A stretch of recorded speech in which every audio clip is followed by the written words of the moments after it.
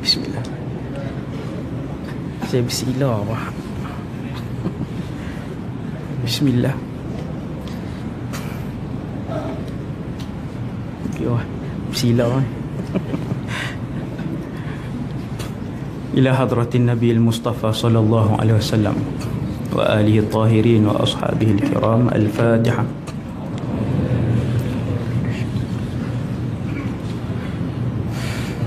Bismillahirrahmanirrahim.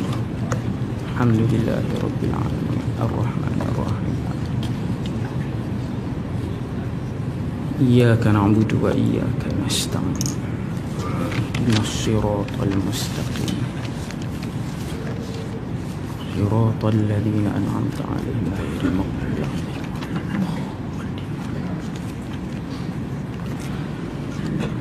Kita baca surah Kahfi ayat 1 hingga 10. A'udzu billahi minasy syaithanir rajim. Bismillahirrahmanirrahim. Alhamdulillahilladzi anzala 'ala 'abdihi al-kitaba wa lam yaj'al lahu 'iwaja qayyiman liyunzira ba'san shadidan min ladunhu wa yubashshiral mu'minin الذين يعملون الصالحات أن لهم أجرا حسنا ماكثين فيه أبدا وينذر الذين قالوا اتخذ الله ولدا ما لهم به من علم ولا لآبائهم كبرت كلمة تخرج من أفواههم إن يقولون إلا كذبا فلعلك باخع نفسك على آثارهم إن لم يؤمنوا بهذا الحديث أسفا إنا جعلنا ما على الأرض زينة لها لنبلوهم أيهم أحسن عملا وإنا لجاعلون ما عليها صعيدا جرزا أم حسبت أن أصحاب الكهف والرقيم كانوا من آياتنا عجبا إذ أوى الفتية إلى الكهف فقالوا ربنا آتنا من لدنك رحمة وهيئ لنا من أمرنا رشدا صدق الله العظيم صلى الله ربنا على النور المبين أحمد المصطفى سيدي المرسلين صلى الله ربنا على النور المبين أحمد المصطفى سيدي المرسلين صلى الله ربنا على النور المبين أحمد المصطفى سيدي المرسلين.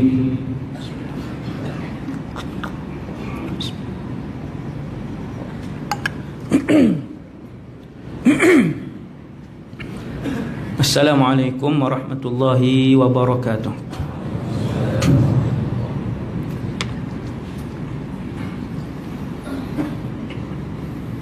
A'udzu billahi minasy syaithanir rajim. Bismillahirrahmanirrahim.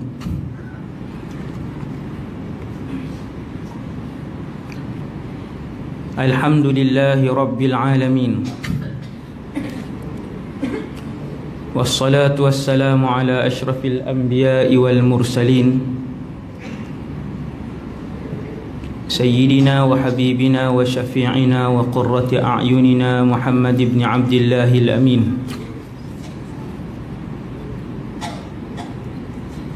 Wa ala alihi wa ashabihi wa man tabi'ahum bi ihsanin ila yaumiddin.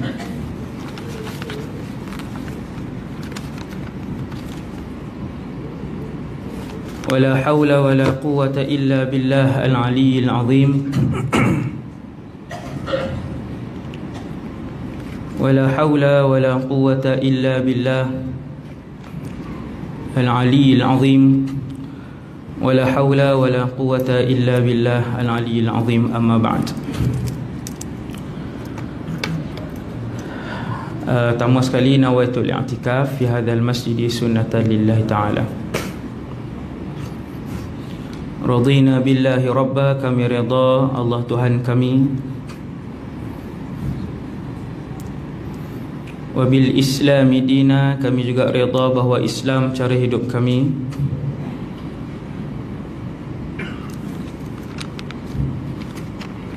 wa bi Muhammadin nabiyyan wa rasula,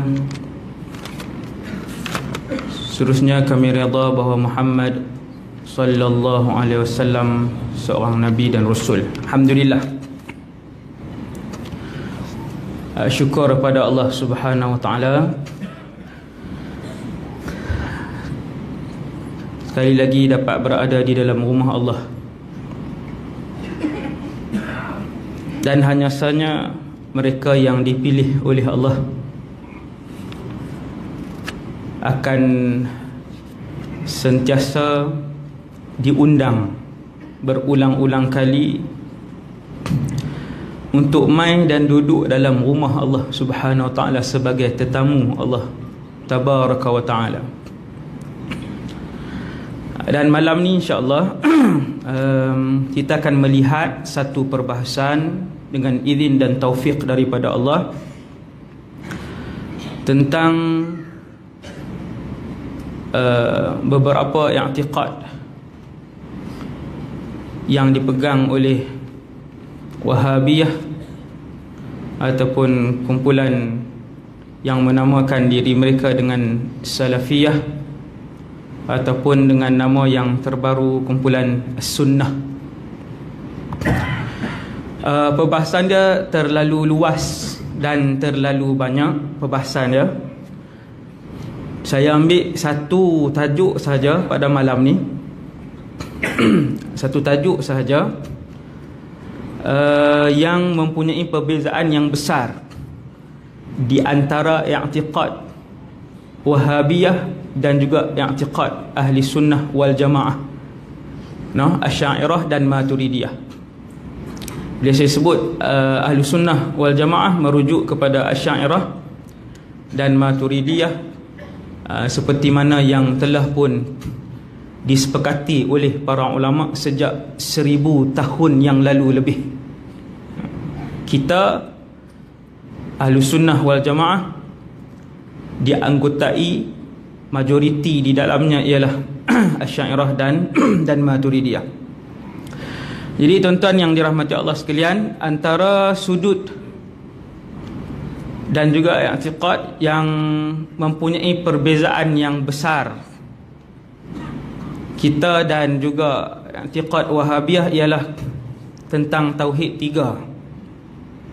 Tauhid tiga serangkai yang telah pun dibawa masuk ke dalam buku silibus sekolah menengah sejak daripada tahun 1996.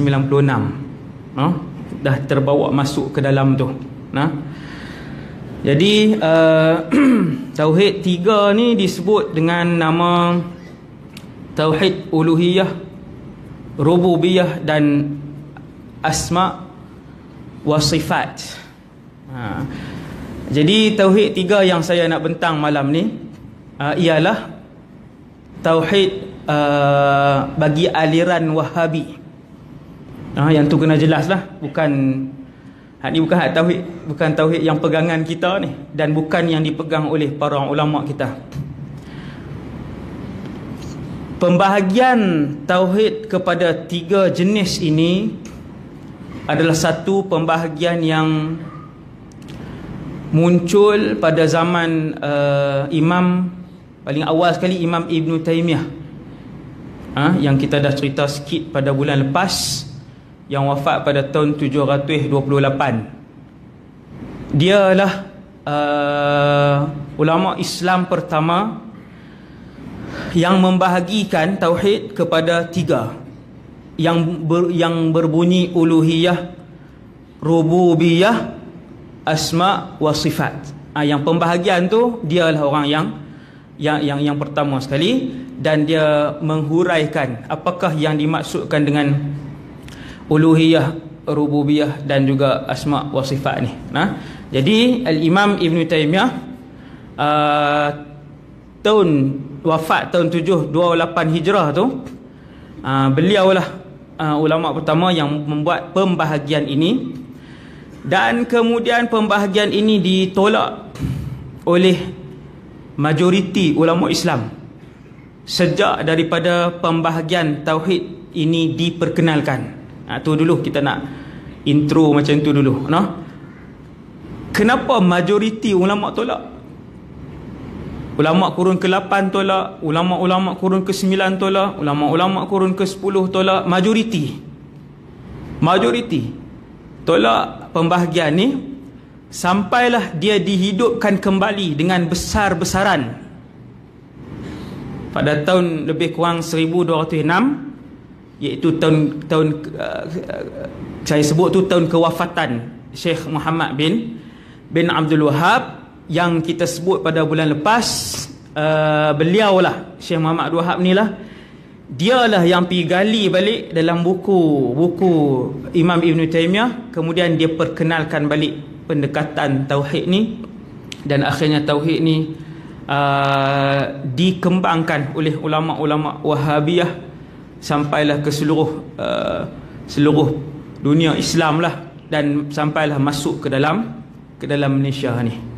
Jadi kalau bulan lepas kita sebut bahawa Wahabi di Malaysia juga menyesatkan akidah Asy'ariyah dan Maturidiyah. Di Malaysia pun sama, secara video bertulis mereka menyesatkan akidah Asy'ariyah dan Maturidiyah. Dan mungkin kita tertanya-tanya, kalau macam tu akidah mana yang mereka ambil, yang dijadikan sebagai pegangan mereka? Maka malam ini kita akan tengok sudut pandang akidah ini daripada kacamata ulama Ahlus Sunnah wal Jamaah. Setelah melihat isi kandungan akidah ni dalam kitab mereka, dalam kitab-kitab mereka, maka ulama kita pun bagi respon, dan yang inilah kita nak bincangkan kenapa pembahagian ini ditolak oleh hampir kesemua ulama kita sepanjang berapa ratus tahun ni. Dan malam ni kita akan tengok secara ringkas dia punya isi kandungan dia dengan izin dan taufik daripada Allah, insya-Allah SWT. Jadi tuan-tuan sekalian, Imam Ibn Taymiyah dia bahagi tauhid kepada uluhiyah ataupun ilahiyah ataupun tauhid ibadah. Kemudian yang kedua rububiyah, dan yang ketiga asma wa sifat. Saya mula dengan tauhid rububiyah dulu. Tauhid rububiyah. Di tauhid rububiyah ialah i'tiqad bahawasanya Allah Subhanahu wa taala yang menciptakan, menyembuhkan, mematikan, menghidupkan. Itu yang terkandung dalam i'tiqad ataupun yang terkandung dalam tauhid rububiyah. Jadi kalau kita tengok isi kandungan ni, isi kandungan tauhid rububiyah, untuk lapis yang pertama, bila saya sebut tauhid rububiyah, kalau kita tanya orang Wahabi sekalipun, dia akan sebut tauhid rububiyah ni i'tiqad bahawasanya Allah lah yang mentadbir, yang menyembuhkan penyakit, yang menghidupkan, yang mematikan, yang menurunkan hujan. Maka kita tengok macam tak ada masalah. Dan sememangnya pada lapis yang pertama ni memang tak ada masalah apa. Adakah ulama kita, ulama Asy'ariyah dan Maturidiyah setuju dengan isi kandungan awal tauhid rububiyah? Jawapannya ya, setuju, tak ada masalah. Kemudian tengok tauhid uluhiyah pula. Tauhid uluhiyah pula, kalau kita tanya dan buka kitab mereka, apa yang dimaksudkan dengan tauhid uluhiyah? Maka kitab-kitab akidah mereka akan sebut tauhid uluhiyah ni ialah i'tiqad bahwasanya yang berhak disembah hanyalah Allah Subhanahu wa taala. Yang berhak disembah hanyalah Allah, yang berhak untuk kita mohon pertolongan hanyalah Allah Subhanahu wa taala. Itu tauhid uluhiyah. Untuk lapis yang pertama tauhid uluhiyah juga tak ada masalah. Nah, ulama kita sebut, kami pun setuju dan kami juga mengatakan begitu, dan begitu jugalah akidah kita, bahwasanya hanya Allah saja yang berhak untuk kita sembah. Sembah selain Allah, maka hukum dia syirik. Walaupun kita menyembah Rasul dengan i'tiqad ketuhanan, menyembah orang saleh dengan i'tiqad ketuhanan, maka menyembah itu membawa kepada syirik dan kufur. Yang tu tak ada masalah juga. Begitu pula kita tengok ke tauhid yang ketiga. Tauhid yang ketiga di sisi aliran Wahabiyah, mereka sebut tauhid asma wa sifat. Asma maksud dia nama-nama Allah, mengenal nama-nama Allah, tak ada masalah. Sifat, mengenal sifat-sifat Allah, juga tak ada perbahasan itu. Isi kandungan di peringkat awal ni, di lapis yang pertama juga tidak ada masalah. Jadi dipersetujui oleh para ulama kita. Dia menjadi masalah apabila kita mendalami lagi. Yang tu tengok definisi dia, definisi tauhid uluhiyah, rububiyah, definisi asma sifat, definisi awal, tak ada masalah. Kemudian kita terus kepada step yang seterusnya, tengok dalam lagi. Apa yang dibahas dalam rububiyah? Dalam tauhid rububiyah, apa lagi yang dibahaskan? Maka ulama kita tengok lagi kitab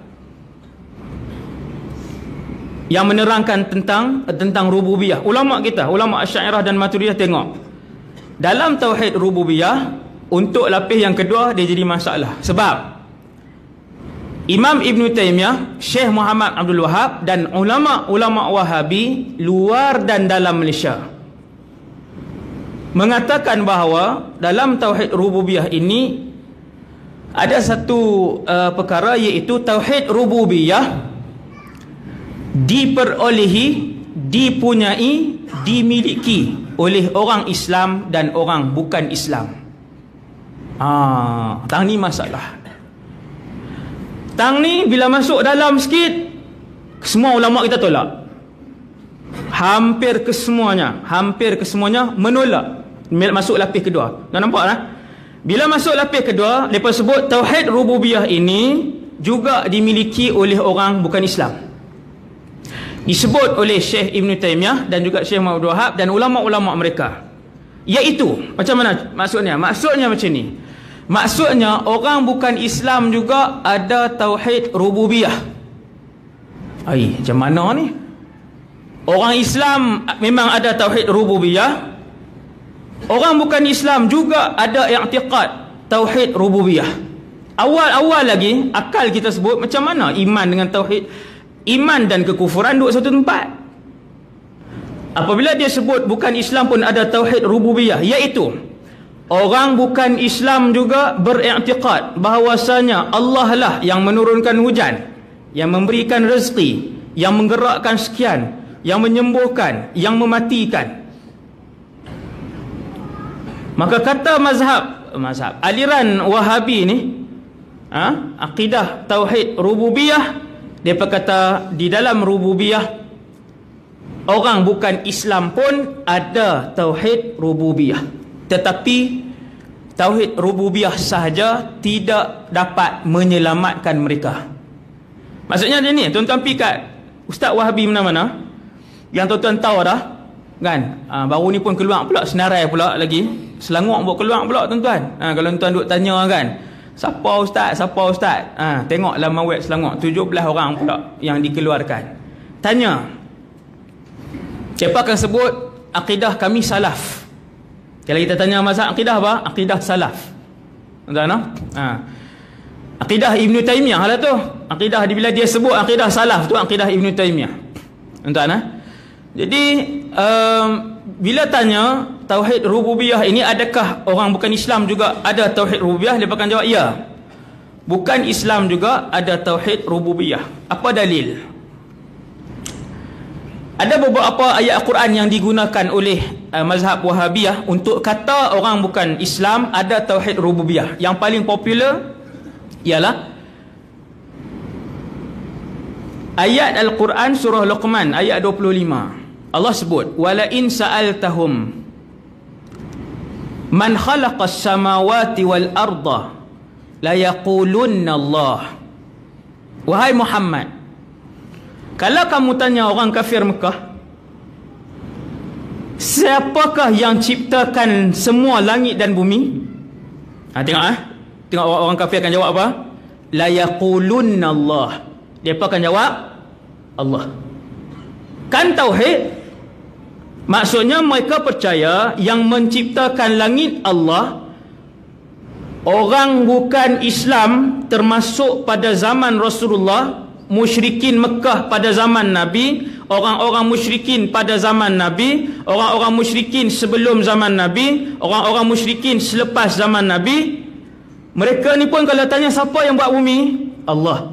Siapa turun hujan? Allah. Siapa bagi rezeki? Allah. Itulah tauhid rububiyah. Tu macam mana tu nak jawab tu? Kan? Itu antara dalil yang digunakan oleh mereka, iaitu orang kafir musyrikin Mekah zaman Nabi pun kalau tanya siapa yang menciptakan seluruh lapis langit dan bumi, mereka akan jawab Allah. Maka kata ulama kita, ini jawapan dia.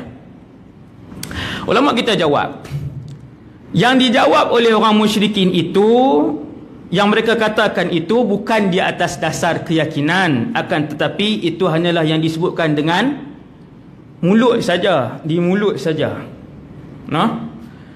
Kalaulah apa yang mereka sebut itu adalah dasar keyakinan di hati dan di mulut, nescaya Islamlah mereka, masuk syurgalah mereka. Tetapi malangnya musyrikin Mekah kesemuanya adalah ahli neraka. Jadi yang mereka sebut tadi ni hanyalah dengan mulut saja, tidak diyakini dengan hati. Bukti lagi bahawasanya mereka sebut tu dengan mulut saja, tidak didatangkan dengan dasar keyakinan di dalam hati yang lebih utama, keyakinan di dalam hati yang paling utama, nombor satu. Kata para ulama kita lagi, hujah yang kedua ialah orang munafik, tuan-tuan, zaman Nabi munafik. Masuk syurga kan masuk neraka munafik? Sengap pula dah. Munafik zaman Nabi ke munafik mana yang ada sifat munafik zaman Nabi itu masuk syurga ke neraka? Neraka. Orang munafik pergi semayang tak zaman Nabi dengan Rasulullah dalam masjid? Semayang. Keluar zakat dengan Nabi, sebahagian perang dia pergi. Akan tetapi mereka adalah ahli neraka. Mereka adalah ahli neraka, bahkan lebih bawah daripada musyrikin pada zaman Nabi SAW. Kerana apa? Kerana hati mereka tidak beriman. Luak saja. Tuan-tuan, luak saja, anggota luak saja, mulut saja, tetapi mereka tidak meyakini, tidak beriman sepenuhnya dengan Allah dengan hati, dan tidak beriman pun dengan Nabi SAW dengan hati. Nampak faham tak hujah ni? Jadi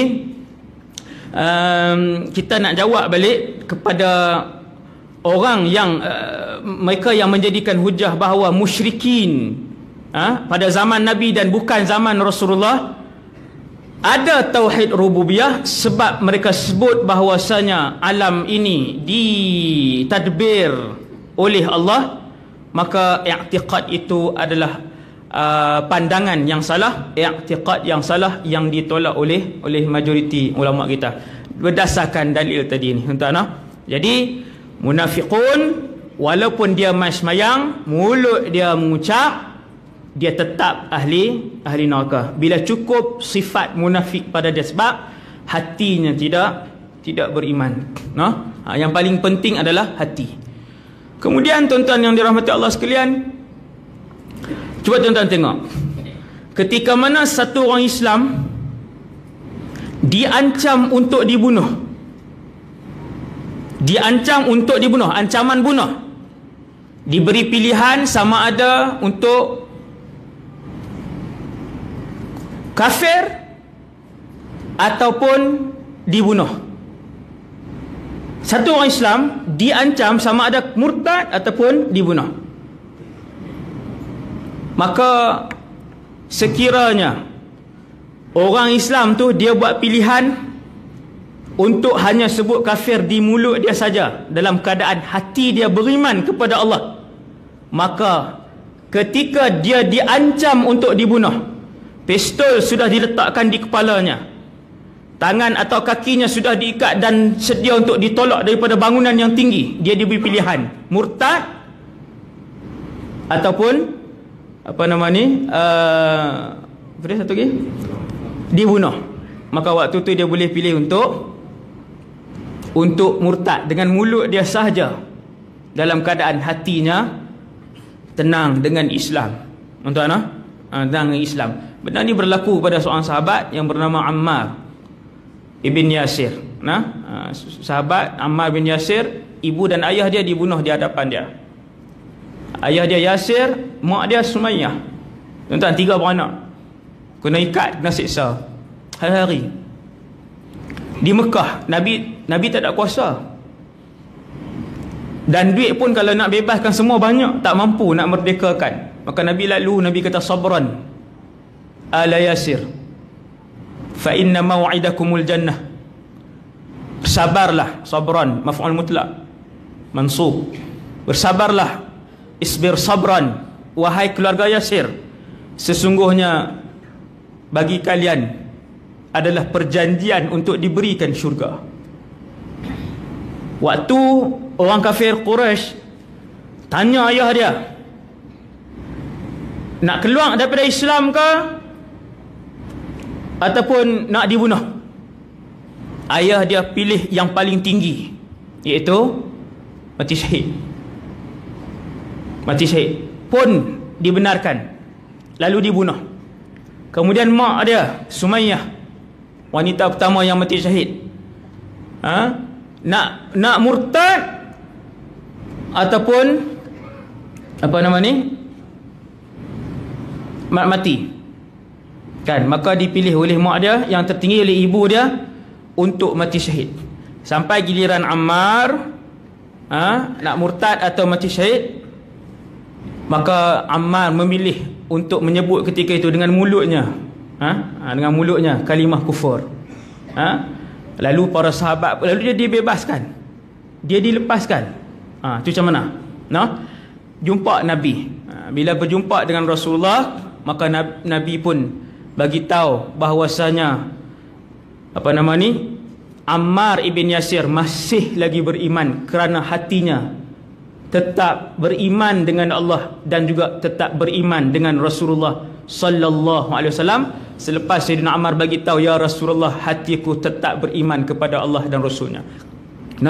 Di sini ulama faham satu lagi hukum lain, iaitu apabila dipaksa, diancam dengan bunuh. Dengan bunuh. Kalau ancam dengan turun pangkat tak boleh, tuan-tuan. Ancam dengan tukar tempat kerja, kan? Tak keluar pada Islam, pindah pergi Sarawak. Keluar tak boleh. Dia kena ancaman nyawa, ancaman nyawa ataupun yang setara lah. Jadi tuan-tuan, tauhid rububiyah. Jadi tauhid rububiyah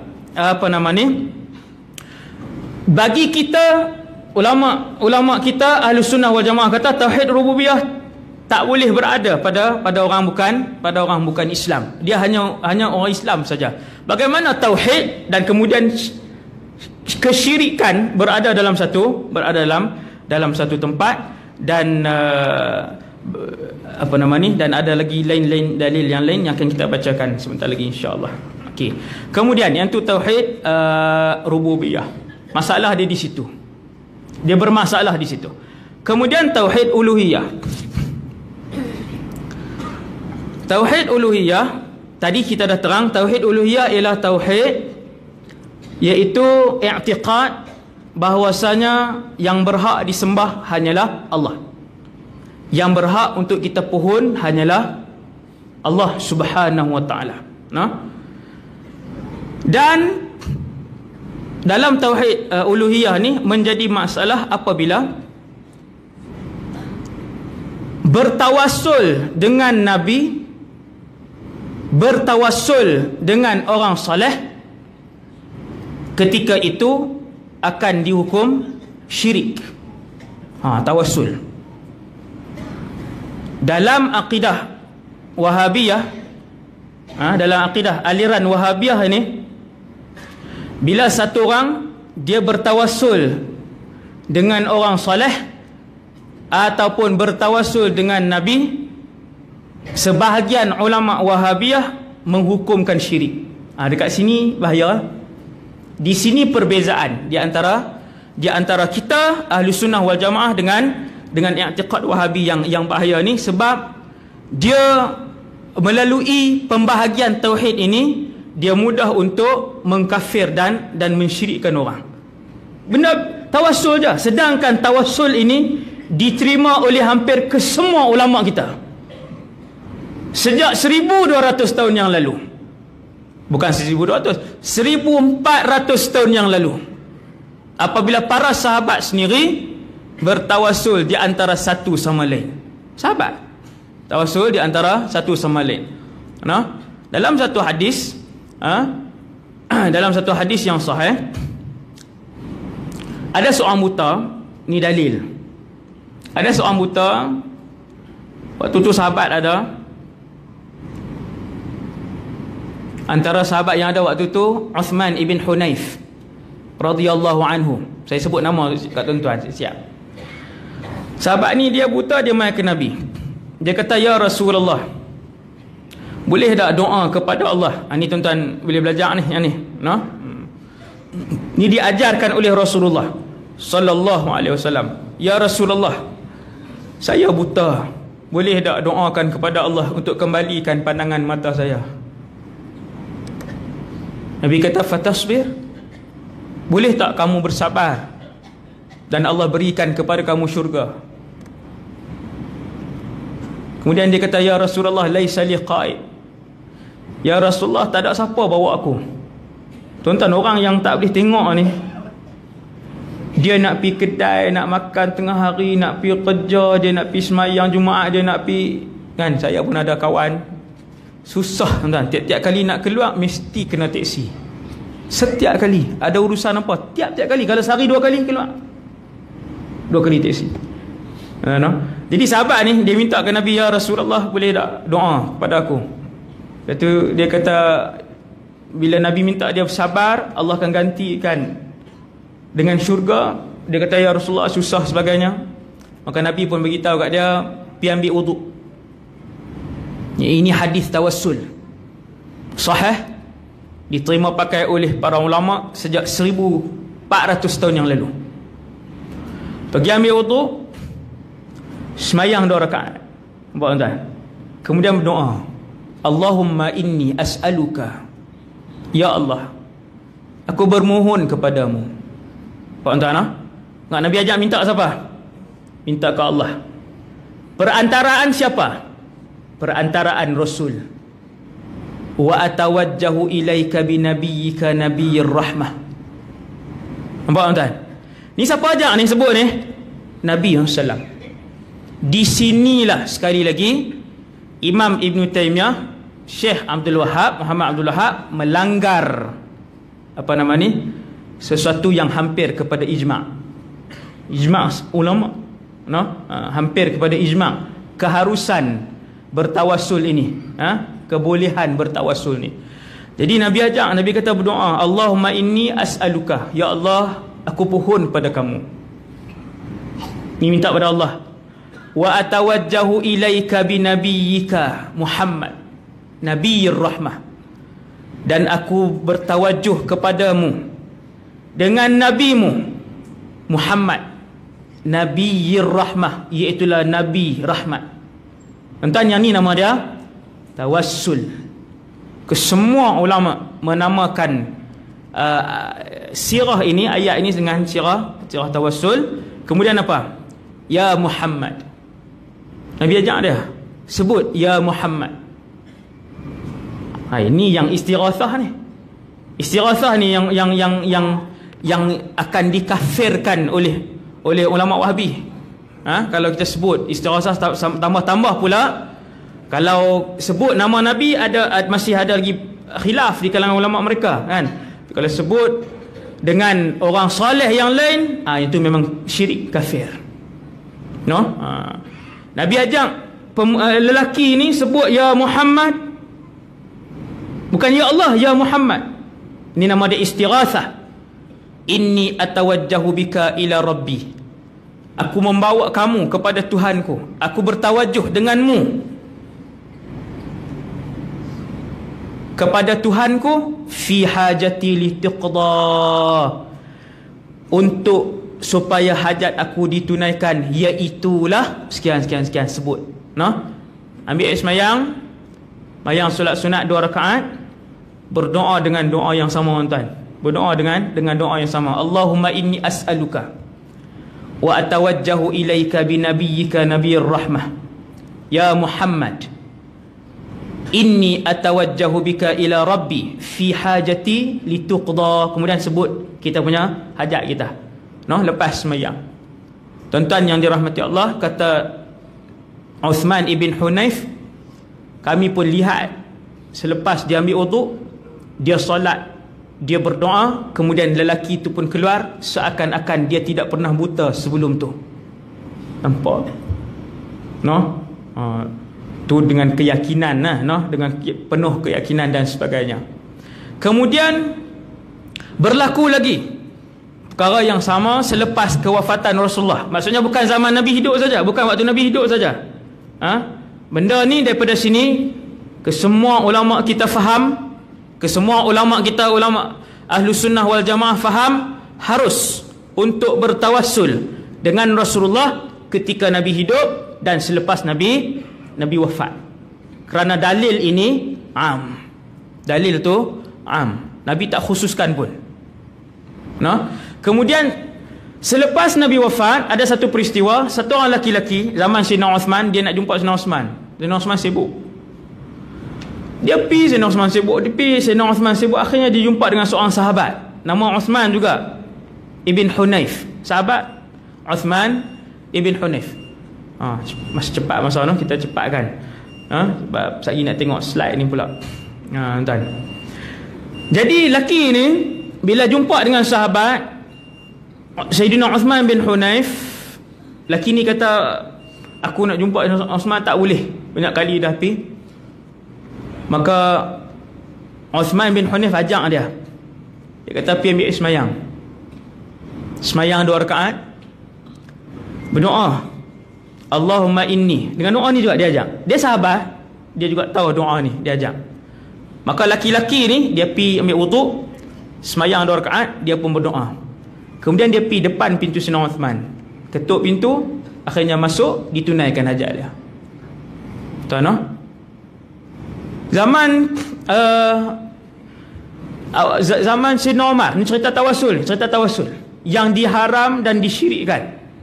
Tuan, zaman Sayyidina Umar, berlaku kemarau yang dahsyat. Kemarau.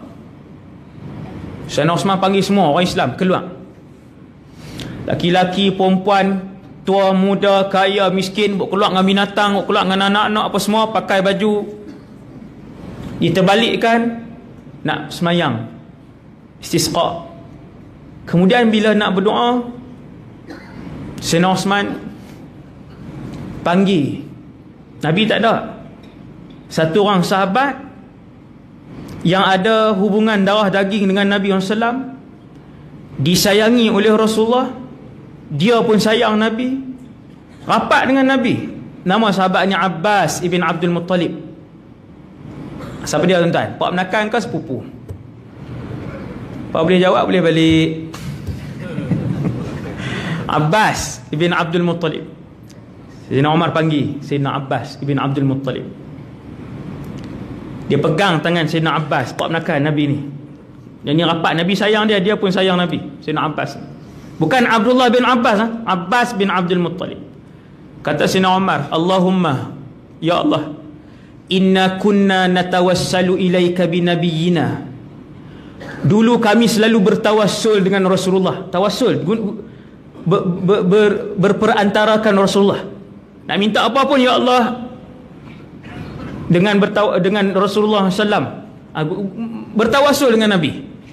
Sayyidina Umar kata, ya Allah, dulu kami bertawassul dengan Nabi-Mu, fatasqiyana, dan hujan pun turun dengan lebatnya. Wa inna, dan hari ini Nabi kami telah pun wafat, natawassalu ilaika bi'ammi nabiyyina, kami bertawassul kepadamu ya Allah. Nampak? Ni tawassul. Kami bertawassul kepadamu ya Allah dengan bapa saudara Nabi kami. Qum ya Abbas, berdiri wahai Abbas, ud'ullaha lana, mohonlah kepada Allah untuk kita semua. Sayyidina Abbas bin Abdul Talib pun dia angkat tangan, Allahumma innahu lam yanzil bala illa bi dhanbin. Ya Allah, bala takkan turun kecualilah dosa terlalu banyak. Walam yukshaf illa bi taubah, dan bala ini tidak akan diangkat kecualilah kesemuanya bertaubat kepadamu. Dan hari ini semua kami berhimpun kepadamu ya Allah, menyatakan dosa kami, menyatakan taubat kami kepadamu. Ya Allah, isqinal ghaith, turunkan kepada kami hujan. Tengok tuan, kata para sahabat, ketika doa itu sedang dibacakan, sebelum doa itu habis, datanglah awan-awan yang membawa hujan yang banyak, hujan-hujan yang berat memenuhi kawasan tu, dan akhirnya seluruh kawasan itu dipenuhi dengan air. Waktu tu juga, dan saya pun pernah zaman di Syria dulu, pernah sekali melihat Dr. Abdul Aziz Al-Khatib Al-Hasani, apa nama ni, berhimpun ulama, orang ramai untuk istisqa, untuk istisqa, dan dipimpin doa ketika itu oleh Dr. Abdul Aziz Al-Khatib Al-Hasani, keturunan Nabi SAW, Ahlul Bait, faqih dah lah, alim Ahlul Bait pula, alim, doktor, alim lah, orang alim. Dan ketika itu waktu mereka berdoa, mereka juga bertawassul, bertawassul dengan satu ulama lain. Saya tak ingat ulama yang dia bertawassul tu, dia pegang tangan ulama tu, saya tak ingat lama dah. Dan seingat-ingat saya, tangan ulama yang dipegang itu adalah Dr. Said Almarhum, Dr. Said Ramadan Al-Buti, yang mati syahid waktu mengajar macam ni, dibom. Inilah zaman-zaman perang inilah. Adapun Dr. Abdul Aziz hak berdoa tu, dia berdoa dengan menyebut nama Allah, Ya Rahman, Ya Rahim, sampai habis 99 tu. Kemudian dia bertawassul dengan salah seorang syekh yang ada di situ, kan. Dan sebelum doa habis, hujan pun turun. Hujan turun, tapi tak lebat, dia turun rintik-rintik, turunlah, turun. Subhanallah, ulama-ulama dulu bertawassul. Jadi itulah tawassul, yang mana dalam konsep uluhiyah, pembahagian tauhid aliran Wahabiyah, mereka dalam ni, bila mereka kata hanya berhak meminta dengan Allah SWT, di sini ada salah faham dan salah i'tiqad, iaitulah mereka kata tawassul juga boleh membawa kepada syirik, kan, membawa kepada syirik. Jadi benda tu sebenarnya diajarkan oleh Allah di dalam Quran, ketika mana Allah sebut dalam Al-Quran, apa nama ni, satu ayat, wa ma ramaita idh ramaita walakinnallaha rama. Kamu tidak melontar ketika mana kamu melontar, akan tetapi Allah lah yang melontar. Macam mana ni? Siapa dia yang melontar sebenarnya? Kita baling. Kamu tidak melontar ketika kamu melontar, tetapi Allah lah yang melontar. ulama kita hurai, kamu tidak melontar secara menciptakan. Secara menciptakan, lontar itu ialah Allah SWT. Idh ramaita, ketika kamu melontar, yang tu secara kasban ataupun sababan, secara ambil sebab, kita yang kat tangan baling, ambil sebab, secara sababan, no? Siapa yang lontar? Omar yang melontar. Kemudian ayat tu yang terakhir, walakinnallaha rama, akan tapi Allah lah yang melontar. Itu secara hakikat, no?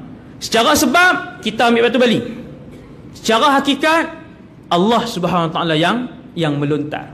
Allah Taala yang melontar, no? Jadi di sini kita dapat fahamlah, no? Konsep mengambil sebab tu, no? Konsep mengambil sebab.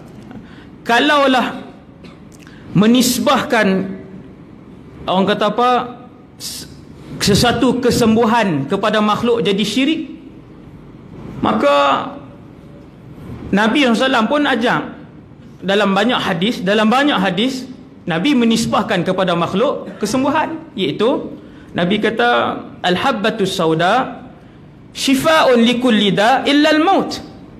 Nabi kata habbatus sauda penyembuh bagi semua penyakit kecuali kematian.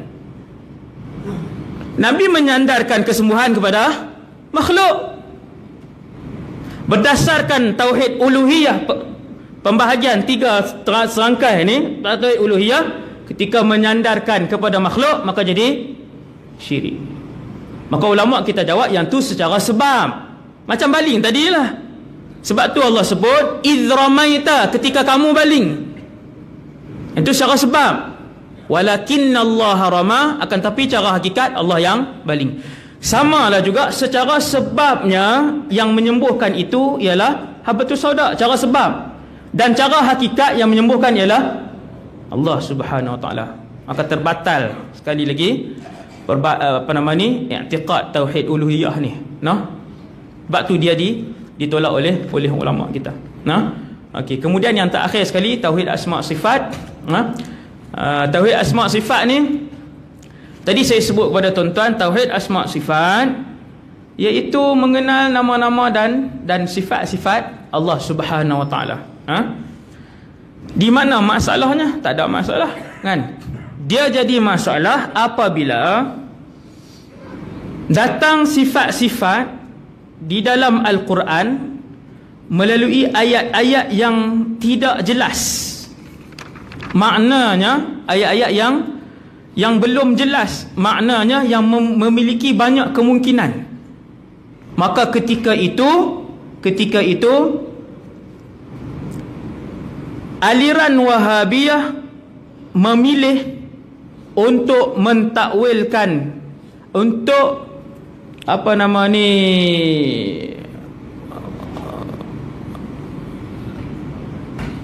ayat-ayat yang mutasyabihat, dalam Quran, ayat-ayat yang mutasyabihat dalam Quran ni. Saya sebenarnya bercadang untuk tidak menghuraikan benda ni, terus masuk kepada slide sebenarnya, kan? Sebab tu kalau tak duk pergi ke slide ni, kan? Sebab yang ni dia kena tajuk khas, tak no? Tajuk khas iaitu ayat Quran kesemuanya terbahagi kepada 2 jenis. Muhkamat, ayat-ayat yang jelas dari segi bahasa dia jelas, dan satu lagi ayat-ayat Quran yang mutasyabihat. Tak banyak mana ayat-ayat mutasyabihat ni, ayat-ayat yang tidak jelas maknanya, Contohnya bila Allah sebut yadullah fawqa aydihim, tangan Allah di atas tangan-tangan mereka. Jam lah. Ayat ni dimakan ayat mutasyabihat, kan? Maka ulama pun ni macam mana nak buat dengan ayat yang macam ni, no? Kumpulan ulama salaf ni ialah kurun pertama, kedua dan ketiga. Hari ni kurun ke berapa, tuan? Kurun ke 15, 1438 Hijrah ni kurun ke 15. Nabi puji umat aku yang paling baik, yang paling hebat iman, yang paling banyak barakah 300 tahun yang pertama. Mereka ni digelar sebagai salaf. Ni salaf original. Ni salaf original. Tuan-tuan, salaf ni bila mai ayat-ayat yang mutasyabihat, yang maknanya belum jelas, dia memiliki banyak makna, bila sampai ayat ni, salaf kata, kami baca ayat ni, kami beriman, kemudian kami serahkan maknanya kepada Allah Subhanahu Wa Taala. Serah makna tak tahu. Wallahu a'lam bimuradihi, amirruha kama ja'at. Kan, perjalankan ayat ni seperti mana dia datang. Salah akan jawab macam tu. Tuan-tuan nampak no? Sebab bila sebut tangan Allah, bermasalah tak di situ, timbul tak masalah dalam fikiran orang yang baca? Jadi masalah mutasyabihat. Nama ayat ni dinamakan ayat mutasyabihat. Apabila sampai kepada salaf, maka salaf pun dia serahkan kepada Allah, dia tafwid. No? Salaf baca ayat ni, salaf beriman dengan ayat ni, kemudian salaf akan kata kami tak tahu. Wallahu a'lam bimuradihi, kata ulama salaf kesemuanya. Termasuk al-Imam Syafi'i, Imam Abu Hanifah dan sebagainya, kami tak tahu apa maksud dia. Datang kurun selepas tu, ulama khalaf kata ayat ini perlu ditakwilkan. Perlu ditakwilkan supaya orang lebih faham ayat ni. Sebab waktu tu pula juga nak jawab dengan tumahan-tumahan yang datang daripada aliran-aliran lain yang sesat. Datang daripada aliran dari orang-orang falsafah, datang daripada aliran orang yang berhujah menggunakan hanya akal sahaja, tidak ada nas. Jadi ulama-ulama khalaf kata perkataan-perkataan ni kita kena takwil yang sesuai dengan bahasa Arab. Sebab apa?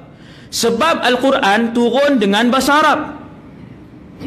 Al-Quran turun dengan bahasa Arab, bilughatin arabiyyin mubin atau bilisanin arabiyyin mubin. Al-Quran ini turun dengan bahasa Arab. No? Maka bahasa Arab ni mesti dapat difahami. Mesti dapat difahami. Maka perkataan yad dalam bahasa Arab, apabila sebut yadullah, yad dalam bahasa Arab juga boleh merujuk kepada dua makna. Yang pertamanya kepermurahan dan yang keduanya kekuasaan. Maka ulama khalaf selepas tu, sampailah zaman kita hari ni, dia kata yadullahi fawqa aydihim, bermaksud kuasa Allah di atas kuasa-kuasa mereka. Jadi ditakwilkan di situ, no? Ditakwilkan di situ. Apa masalah Wahabi? Apa masalah Wahabi? Di mana percanggahan mereka dengan kita dan salaf? Tuan-tuan, di mana percanggahan mereka dengan kita dan salaf? Wahabi buat macam mana? Wahabi dia isbatkan lafaz dan makna sekali. Dia isbat lafaz dan makna. Kalau kita tanya, yadullah fawqa aydihim, Allah ada tangan tak? Ada tangan. Dia akan jawab macam tu. Tetapi tidaklah seperti tangan makhluk, lapik. Laisa kamitslihi syai'. Ada tangan, tapi tidak seperti tangan makhluk. Ada kaki, tidak seperti kaki makhluk. Ada mata, tidak seperti mata makhluk. Ada wajah, tidak seperti wajah makhluk. Apa itu? Semua orang bayang apa, tuan-tuan? Di sinilah bezanya di antara cara salaf yang original dan dengan salaf tiruan hak zaman kita ni. No? Mereka pun bila tanya salafi, tuan-tuan, itu beza dia di situ. Dan sebenarnya memang tadi yang saya fikir lama tu, memang saya tak mau hurai tajuk ni kan. Dia panjang, dia perlu huraian yang panjang. Jadi tuan-tuan yang dirahmati Allah sekalian, di situlah tiga masalah pada tiga pembahagian tu. Tiga masalah pada tiga pembahagian tadi. Yang kedua lah yang paling kritikal, iaitulah pada pembahagian ilahiyah tadi ni. Iaitu i'tiqad bahwasanya hanya layak menyembah dengan Allah, lain daripada Allah, minta tolong dengan makhluk, tawassul dengan orang soleh dan sebagainya. boleh membawa kepada syirik, dan hasil daripada kefahaman itulah membuatkan Muhammad bin Abdul Wahhab, ulama-ulama Wahabi luar sampailah dalam negara kita, mereka mudah untuk mengkafirkan orang lain. Saya bacakan kepada tuan-tuan satu artikel 50 muka surat.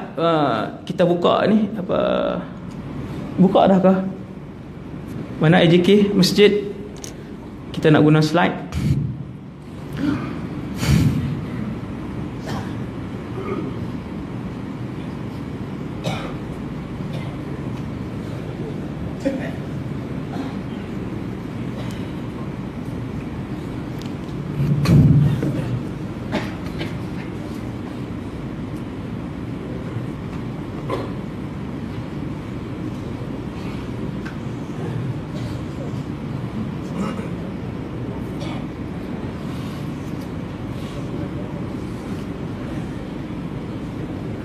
Okey, tuan-tuan yang dirahmati Allah sekalian.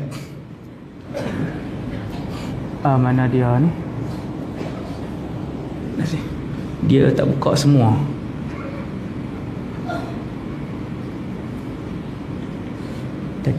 Nak buka macam tu. Macam mana? Tak sat boleh. Okey, tuan-tuan sekalian, sebelum kita tengok slide tu, saya nak tunjuk kepada tuan-tuan dulu. Apa?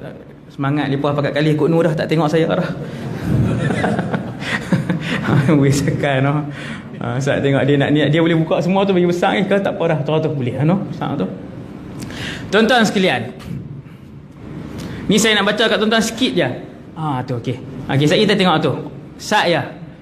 Ni. 50 muka surat huraian tentang akidah Asy'ariyah dan Maturidiyah. Hak ni dia tulis tajuk Asy'ariyah Maturidiyah. Tajuk dia cermat lah. Kan? Kita pun tengok tak ada apa. Ditulis oleh sekian ijazah akidah dan dakwah Universiti Islam Madinah. Hebat ni. No? Jadi kita nak tengok dia terang apa pasal Asy'ariyah dan Maturidiyah dalam ni. No? Ni hampir 50 muka surat, saya tak baca lah. No? 53 muka. Saya dah baca kesemuanya daripada awal sampai habis yang ni. Dan di dalam ni kata apa, syarat dengan fitnah dan kecelaruan lah, no? Fitnah dan kecelaruan. Tuan-tuan sekalian, yang ni antara penulisan yang mengutuk akidah Asy'ariyah dan Maturidiyah, yang mengatakan akidah ini sesat, songsang dan jauh daripada Islam. Tuan-tuan tengok dalam 50 berapa muka surat ni, saya nak baca beberapa ayat lah yang tuan-tuan boleh tengok. Pengamal akidah tiga serangkai ni, bila dia i'tiqad dengan i'tiqad yang saya sebut tadi, kan, kelemahan uluhiyah, rububiyah dan asma' sifat ni, maka akan lahirlah pengamal i'tiqad yang ekstrim, mudah mengkafir dan menyesatkan orang. Ni saya baca kat tuan-tuan. Ni orang Malaysia kita, ditulis dengan bahasa Melayu, dan dia salah seorang yang disekat untuk ceramah baru-baru ni lah, no? Hak 17 orang tu, dia ni salah seorang. Mestilah, takkan saja-saja nak sekat kan, no tuan-tuan, no? Tak ada pejabat agama nak saja-saja berkeli sebab adik-beradik dengan mereka ni. 17 orang tu tak ada kena-mengena. Sebab nak berkeli sebab dengki mereka ni masyhur lagi, tak ada kena-mengena, no? Bila disekat tu, maksudnya kalian memecah belahkan masyarakat, bawa fikrah yang sungsang, yang jauh daripada i'tiqad Ahlussunnah wal Jamaah. Saya baca sikit je tuan-tuan. Tuan-tuan tengok. Dia sebut muka surat 9, kemuncak tasawuf Asy'ariyah, dia bincang tasawuf. Depa ni tolak tasawuf. Nah. Wahabiyah ni majoriti menolak tasawuf. Majoriti 95% menolak tasawuf. Ada juga Wahabi yang tak tasawuf. Kan? Sebab tu bila mereka tolak tasawuf, dia sebahagian daripada mereka sebut tasawuf ni, tuan-tuan, lebih kotor dari ayat cam. Tu bunyi tu masuk orang utara tu. Ustaz dia ada YouTube, ada apa semua orang tengok, dia kata lagi kotor daripada ayat cam. Tuan-tuan nampak mai daripada mana? Mai daripada hak akidah tak sah ni. Mai daripada hak akidah tak sah, kan saya dah sebut dah. Macam mana cara fikir boleh keluar macam tu? Yang tu. Maka ni orang lain pula. Tapi Wahabi lah, orang lain pula. Kemuncak tasawuf Asy'ariyah, tasawuf kita Asy'ariyah, berada di tangan seorang lelaki yang diberi gelaran Hujjatul Islam, iaitu Imam Abu Hamid Al-Ghazali, dan karya agung beliau adalah kitab Ihya Ulumuddin. Apa yang dibawa oleh Ghazali dengan nama tasawuf ini, Ghazali itu Imam Ghazali lah, dia sebut Ghazali ni. Apa yang dibawa oleh Ghazali dengan nama tasawuf ini sebenarnya adalah ilmu falsafah Yunani Greek. Tasawuf kita ni ilmu falsafah. Tak cuci hati, jaga tangan, jaga mata daripada maksiat. Itu ilmu falsafah Yunani Greek yang lebih tinggi sehingga membawa kepada hulul, bersatu Tuhan dengan makhluk. Hak ni tuduhan besar kepada Imam Ghazali. Ni tuduhan yang cukup berat pada Imam Ghazali. Tak tahulah dia nak minta maaf macam mana kan. Sedangkan Al-Asy'ariyah pada dasarnya mengingkari keberadaan Tuhan pada tempat. Ayat ni, aliran tasawuf merupakan aliran yang mendapat sambutan meluas dalam kalangan pengikut Asy'ariyah dewasa ini. Dan kemuncak tasawuf Asy'ariyah adalah mereka menjadi para penyembah kubur. Sebagaimana fenomena ini disaksikan semua, terutama di bandar suci Asy'ariyah Mesir. Penyembah kubur. Nampak? Mudah tak dia nak ni orang, dia nak syirik ke orang? Senang. Kita pi ke kubur tu, ziarah orang-orang alim, ziarah pi kubur orang alim, pi kubur ni kan, seperti mana yang dilakukan oleh para sahabat, para tabi'in, ziarah orang alim dan sebagainya. Dia kata kita pi sembah. Nampak nah? Tidak ada orang Islam yang beriktikad tuan kubur ni lah yang memberikan aku rezeki. Tak ada. Hak tu memang iktikad tu memang kufur lah. No? Okey, tuan sekalian. Kemudian yang terakhir saya baca sikit banyak sebab kita nak tengok slide ni. Yang terakhir ni dia tulis apa? Dia kata Asy'ariyah dan Maturidiyah ni terpecah kepada beberapa kumpulan. Yang pertama, kumpulan ahli kalam, muka surat 12. Yang kedua, kumpulan ahli hadis dan fuqaha. Ulama-ulama kita, orang ahli Asy'ariyah Maturidiyah ni yang ahli hadis dan fuqaha, disebutlah nama imam-imam. Dan yang ketiga dia kata kumpulan sufi, Sufiyah, Asy'ariyah dan Sufiyah. Mereka ini adalah yang paling jauh daripada Islam dan mendekat kepada kekufuran dan syirik. Yang sufi seperti Alwi Al-Maliki, ulama besar, Habib Jufri, Habib Omar, dan kaum Deobandiyah dan Berelwiyah. Paling dekat dengan kufur, puak ni lah. Tuan-tuan, tentulah bahayanya akidah ni.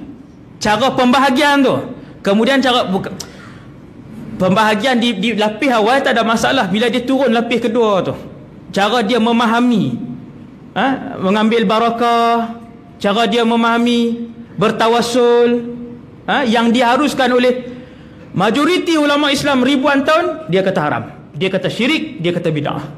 Nah, kita tengok ni tuan-tuan, kata slide ni lama cepat pula dah. Slide ni disiapkan oleh seorang pensyarah di universiti, pensyarah universiti. Dia pensyarah bahagian Islam lah tuan-tuan, di USIM kan, Dr. Abdullah Jalil. Dia mengkaji lah. Kalau sebelum ni Wahabi kecil-kecilan akan sebut, oh dia ni merapu, dia kata kat saya lah, dia ni merapu, dia ni apa semua kan. Walaupun sebelum tu depa dengar ceramah saya tentang syurga neraka sebagainya kan. Bila saya ceramah pasal Wahabi, banyaklah kutukan dan sebagainya. Maka kali ni apa nama ni, sebenarnya hak sebelum ni pun kita bawa dengan nama kitab, nama rujukan, tapi dah benci, maka membutakan semua tu lah, jadi tak nampak. Okey tuan-tuan sekalian, gerakan ekstrem militan bertopengkan Islam, pengganas di seluruh dunia menggelarkan diri mereka mujahidin, dan perjuangan mereka adalah jihad. Tu dia tunjuk tu. Dekat Kepulauan Melayu ada JI, kat Syria ada ISIS, dekat Somalia ada Al-Shabab kan. Oh dia duduk jauh, pasal puasa saya tak tarik main dekat. Tu dia, ya Allah. Okey tuan-tuan sekalian, okey, Kenapa penyusun ni dia buat mai gambar ni, gambar apa nama ni, pengganas ni yang ada di tempat ni, di tempat ni. Dan pengganas ni menggelarkan diri mereka mujahidin dan perjuangan mereka adalah jihad.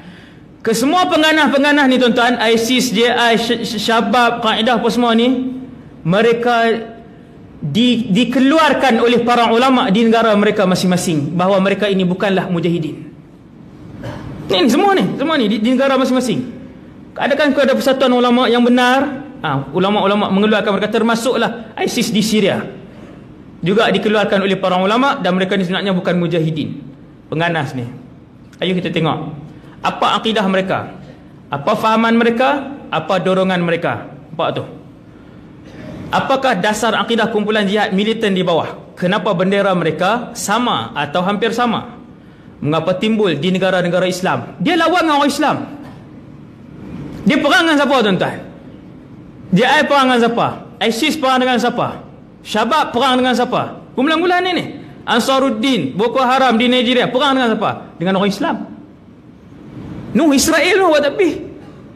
Saya tuan-tuan tengok, ada hadis Nabi sebut. Ini dia cerita tuan-tuan, ISIS, IS apa semua tu, Daesh, tu semua tu nama yang sama. Cuma dia di peringkat awal dia sebut IS. Kemudian advance sikit ISIS. Kemudian macam itulah. Daesh tu bahasa Arab. Daulah Islamiyah Iraq Syam. Jadilah Daesh. Daulah Islamiyah Iraq Syam. Dal alif ain shin. English dia Islamic State of Iraq and Syam lah. Tu English dia. Nama-nama tu empat-empat sama. Entah lah. Okey. Kemudian apa ideologi mereka? Teruskan lagi. Tuan-tuan tengok. Akidah takfir dan istihlal. Akidah mudah mentakfirkan orang dan mudah menghalalkan darah orang. Berpunca daripada mana? Konsep tauhid dan akidah yang salah. Tu dekat tengah tu, dekat faktor dalaman individu. Punca daripada mana kumpulan-kumpulan apa nama ni, pengganas ni? Punca daripada konsep tauhid ataupun konsep akidah yang salah. Bahagian bawah tu dia tulis besar, sebahagian pihak cuba menafikan kewujudan faktor dalaman. Ideologi yang radikal, akidah takfiri, salah faham. Sedangkan yang tu adalah faktor paling utama. Faktor yang paling utama. Cara dia faham akidah dia akhirnya membuatkan dia mudah untuk sekian. Yang ni gambar guru saya kan. Tapi bukanlah habis sampai kitab-kitab. Saya pernah jumpa dia pergi rumah dan sebagainya. Walaupun slide ni saya tak buat, tapi Dr. Abdullah dia ambil daripada Twitter Syekh ni. Dia boleh bercakap, bertutur dua bahasa dengan elok, dengan fasih, English dan juga bahasa Arab. Membesar di Eropah dan dia daripada keluarga Arab lah, keluarga ulama besar Syria. Syekh Ibrahim Al-Yaqubi. Syekh ni nama Syekh Muhammad Abul Huda Al-Yaqubi. Sangat alim, sangat alim. Kalau dia balik Syria, kalau dia balik Syria, dia akan baca Sunan Sittah. Dia akan buat daurah 2 minggu. Jom kita perhabis Abi Daud. Habis. Lagi 2 minggu, jom kita perhabis Sunan Nasa'i. Ulama besar lah, ulama besar. Ayah dia pun sama. Dia kata if ISIS defeated, kalau ISIS tak ada, kalaulah ISIS dikalahkan, lepas ni ISIS dikalahkan, new terrorist groups will be born. Akan keluar pula lagi kumpulan pengganas yang lain. Pasal apa tuan-tuan? Pasal yang kita nak kena lawan ialah akidah tu, akidah yang radikal, fahaman yang radikal. We need to combat the extremist ideology that give birth to such terrorist groups. Nampak dia kata apa? Syekh ni kata yang kita nak kena lawan ni ialah fahaman radikal tu, yang ganas ni, yang radikal lah. Okey, apakah ideologi golongan ni? Kita cepat sikit. Tu dia jawapan dia. Ni orang tak boleh kata kat saya. Ni orang lain yang sebut kan. Jakim sebut apa macam-macam lah. Cendekiawan di Malaysia ni. Entah yang kita sebut ni bukan kita perseorangan, bukan kita yang sebut. Semua ulama lawan mereka. Semua ulama tidak mengiktiraf mereka, dan semua ulama sebut apa yang mereka bawa tu keras.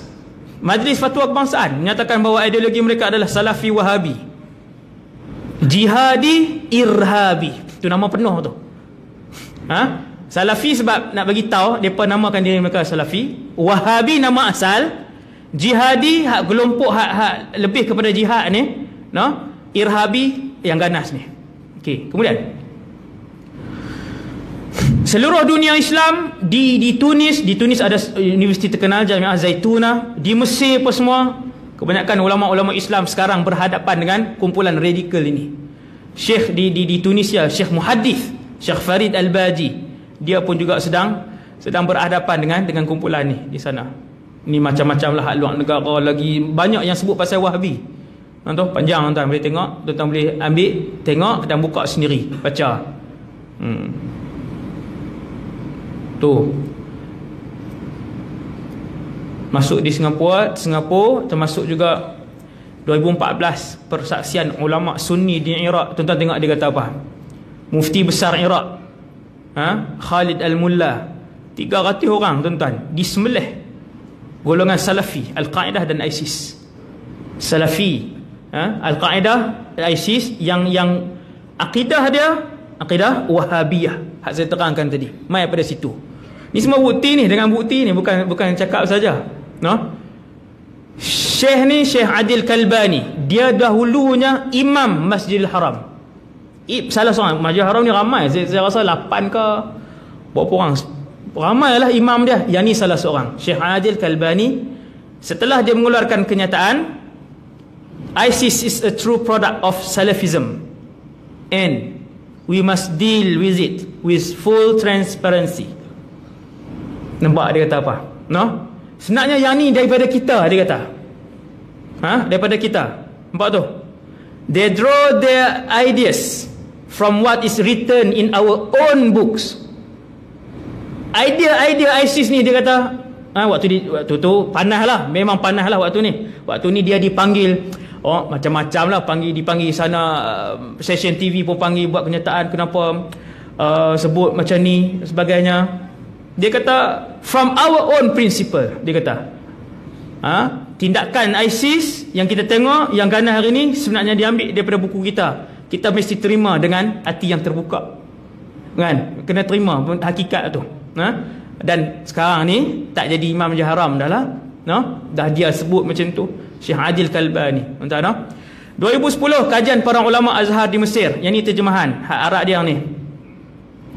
Depa bernadwa, depa simposium di Al-Qahirah.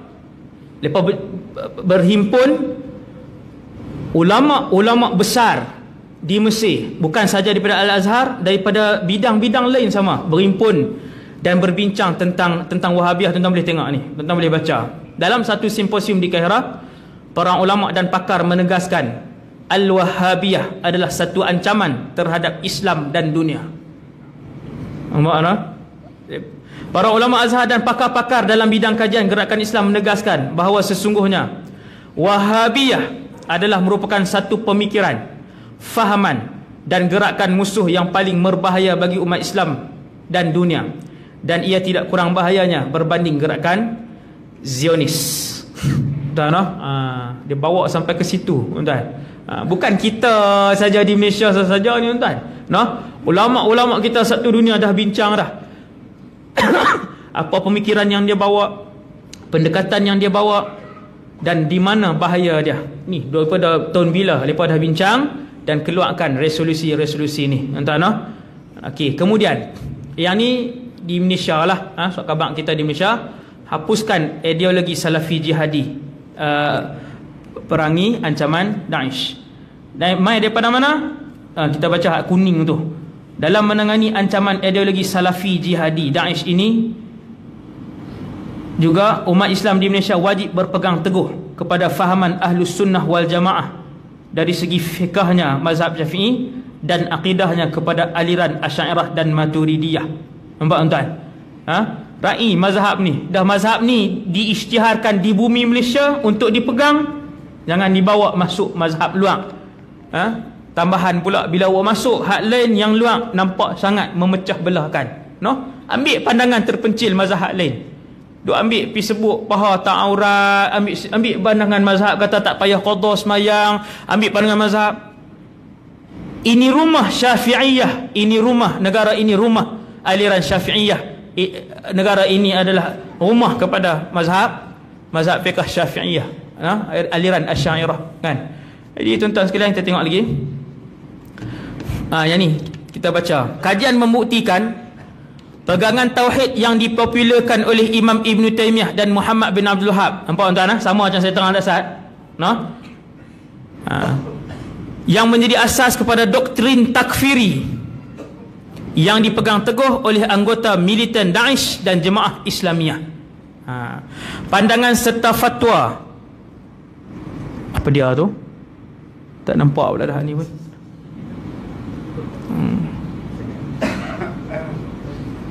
Pandangan serta fatwa tokoh kontroversi itu juga menjadi kiblat utama beberapa kumpulan militan yang beroperasi di beberapa negara, kan. Lepas tu perenggan tu, ia adalah satu fakta jelas bahawa Daesh memangnya menggunakan pandangan tokoh kontroversi itu, dan ia boleh dilihat dalam majalah dalam talian mereka.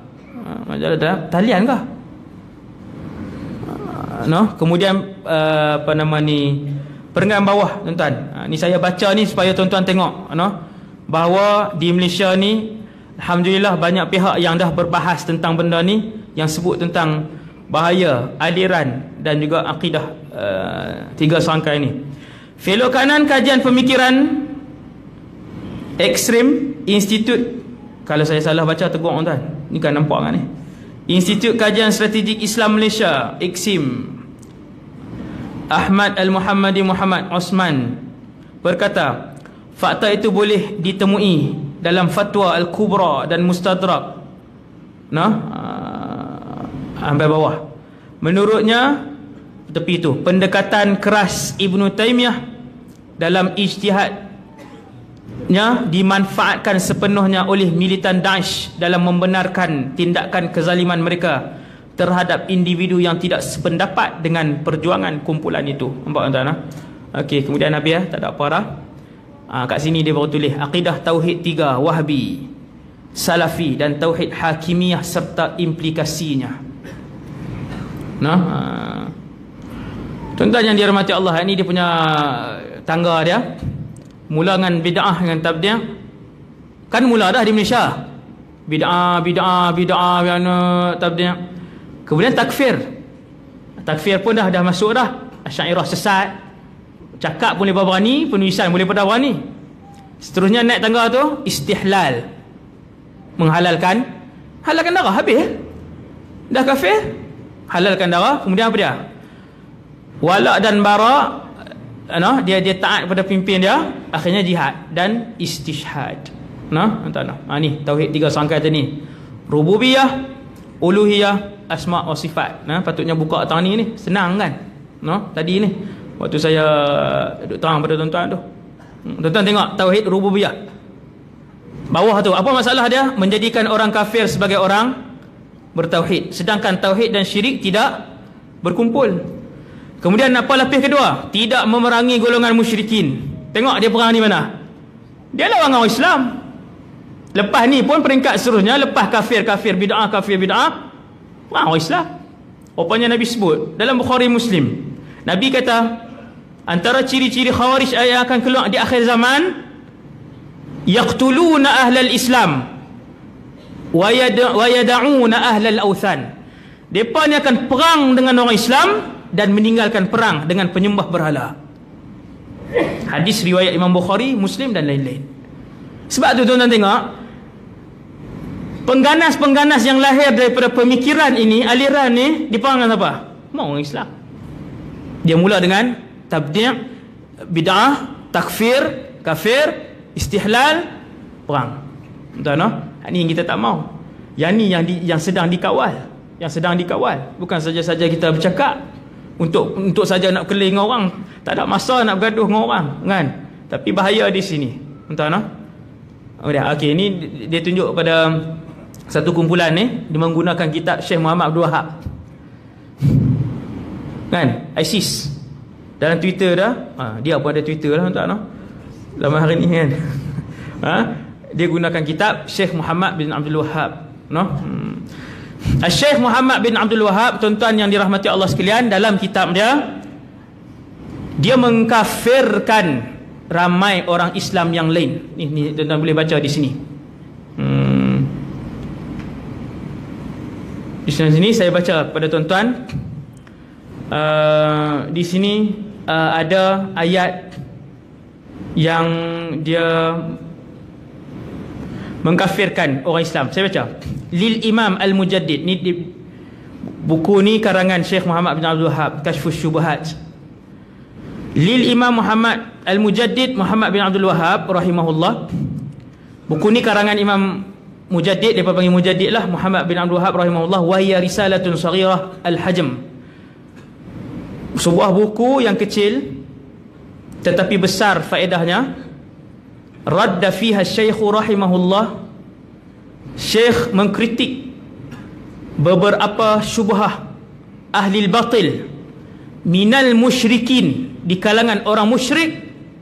Siapa dia musyrik? Fi masailil ubudiyah li rabbil alamin, pada permasalahan-permasalahan ibadah ta'abbud kepada Allah Subhanahu wa taala. Mana ada orang kafir beribadah kepada Allah? Wa khasatan qadaya al-istighatsah, terutamanya permasalahan istighatsah bi ghairillah, pada selain Allah. Kan? Sedangkan Nabi sebut ya Muhammad, Nabi ajak ya Muhammad. Ada kan? Jadi di sini di sini boleh tengok, tuan-tuan boleh tengok bagaimana dengan mudahnya Syekh Muhammad bin Abdul Wahhab ni dia mengkafirkan mengkafirkan ummah, mengkafirkan ummah secara senangnya, tuan-tuan. Sebahagian dia mengkafirkan, sebahagian besar lah, sebahagian besar ummah. Okey, kemudian yang ni ditulis oleh ulama Mekah. Kami bersaksi, iaitu kami ulama Mekah. Saya terjemah terus. Yang menyusun perancangan kami, dan wa akhtamana fi hadzal raqim, cop kami dalam buku ni bahawasanya, maksudnya ni dia nak abang pengarang kitab ni Ad-Durrur Saniyah fil Ajwibah An-Najdiyah.